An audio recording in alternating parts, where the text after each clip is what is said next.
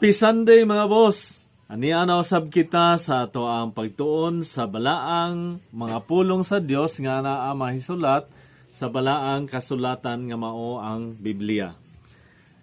Miaging hisgutana nato mga boss, naghisgot kita mahitungod sa sigpit nga ganghaan. Niining higayuna, maghisgot kita mahitungod sa mga pulong sa Dios nga nahisulat dinhi sa Mateo kapitulo 7 versikulo 21 ngadto sa 23. Ang pulong sa Dios nagaingon, dili ang tanan nga magtawag kanako Ginoo, Ginoo, makasulod sa gingharian sa langit. Kundili kadto lamang nagtuman sa kabubuton sa akong amahan nga atoa sa langit. Niadtong adlaw, daghan unya ang muingon kanako, Ginoo, dili ba nagsangyaw man kami sa mensahe sa Dios? Naghingilin sa mga yawa o naghimog daghang mga milagro pinaagi sa imong ngalan? Apan ingnon ko unya sila, wala ako makaila kaninyo, mga makasasala, pahawa kamo. Unsa man ay ang kabubuton sa amahan? Unsa man ang giingon sa balaang kasulatan mahitungod sa kabubuton sa amahan?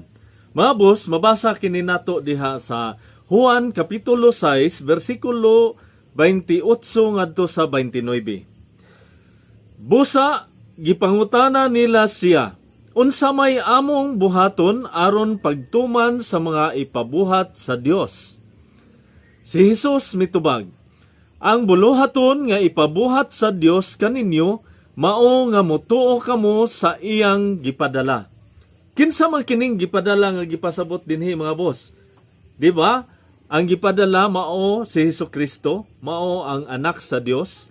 Kung basahon nimo dinha sa Juan kapitulo 3 versikulo 16 mga boss, famous kay ni nga verse. Tungod kay gihugugma pag-ayo sa Dios ang kalibutan, gihatag niya ang iyang bugtong anak. Aron ang tanan nga motuo ug mosalig kaniya dili malaglag kundili makaangkon hinuon sa kinabuhing walay katapusan. So mga boss, ang buot gipasabot daay dinhi nga ang kabubuton sa amahan mao nga kita mutuo sa iyang gipadala, mutuo sa iyang anak nga iyang gipadala dinhi sa kalibutan nga mao si Hesukristo aron sa pagpadayag sa kabubuton sa Dios dinhi kanato. Aron pagpakita sa gugma sa Dios ngadto sa iyahang katawhan. Pinaagi sa mensahe sa maayong balita mahitungod kang Hesukristo. Karon, kung ang buluhaton ay nga buot ipabuhat sa Dios kanato, ang kabubuton sa amahan mao nga kita mutuo sa iyang gipadala, unsa man ang giingon sa anak sa Dios nga iyahang gipadala dinhi kanato. Unsa man ang iyahang gisugo kanato. Mga boss, balikan na sabna nato didto sa ato ang gihisgutan na miagi. Mahitungod sa iyahang mga pulong nga nahisulat dinhi sa Juan kapitulo 13 versikulo 34 ngadto sa 35.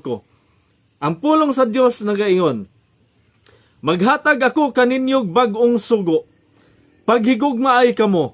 Ingon nga ako nahigugma kaninyo, paghigugma ay usab kamo. Kung maghigugma ay kamo, mahibalo ang tanan nga kamo akong mga tinun-an.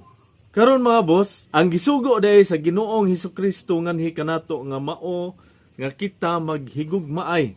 Sumala sa atong nahisgutan miagi nga ang kining gugma nga gihisgutan dinhi dili lang ni basta gugma ngadto sa mga tawo nga naghigugma usab kanimo.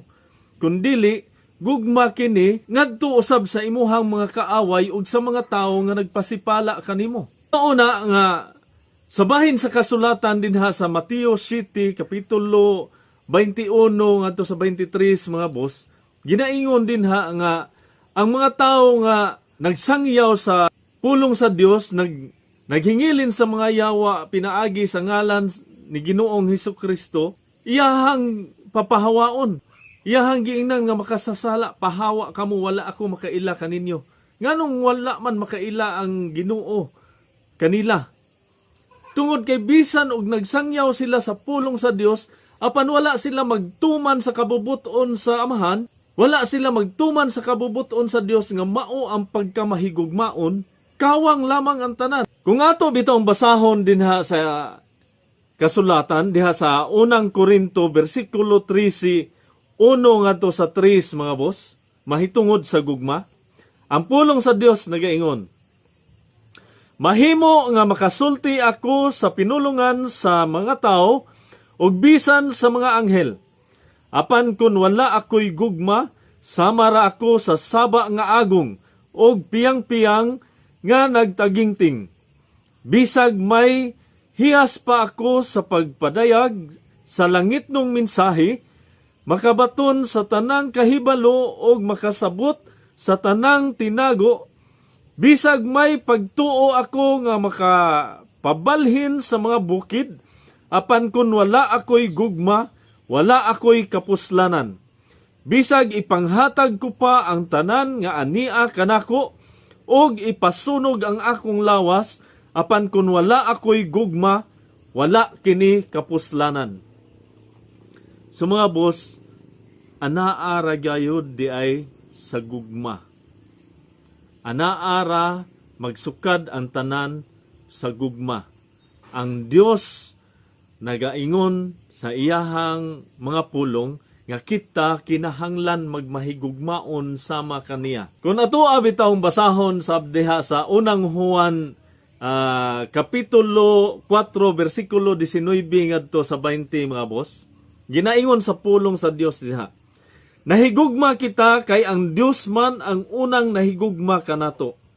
Kung may moingon gihigugma ko ang Dios, apan nagdumot di ay sa iyang isigkataw, bakakon siya.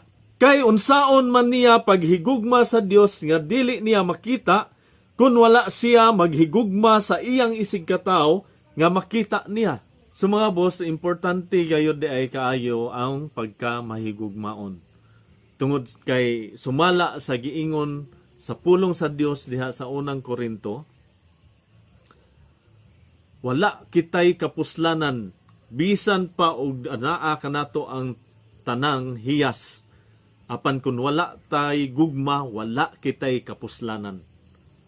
Walay kapuslanan ang tanan natong gipangbuhat, nga atong gituohan nga mga maayong buhat alang sa kahimayaan sa Dios, kung kita wala day gugma. Kung tungod kay ang tinuod, dili day mahimaya ang Dios kung wala kitay matinud-anon nga gugma dinhi sa ato ang kasing-kasing. Kay kun matinud-anon kita sa ato ang gugma ngadto sa Dios, kinahanglan nga maghigugma daay kita sa atong isigkatawo. Mga boss, hinaot nga nakatabang kaninyo kining ako ang gi-share kaninyo karon, og hinaot nga ang Dios magapanalangin kaninyo sa kanunay, ug magauban kaninyo sa tanan nga inyong mga gimbuhaton ug sa tanan nga inyong mga pagpaninguha. Og labaw sa tanan, ang Dios unta magapanalangin kaninyo og pagtuo sa matuod nga mensahe sa maayong balita nga hitungod kang Hesukristo. Maghatag unta kaninyo og paglaom sa kinabuhing walay katapusan pinaagi sa pagtuo diha kang Kristo Jesus. Dalaygon ang Dios og amping mo sa kanunay mga boss.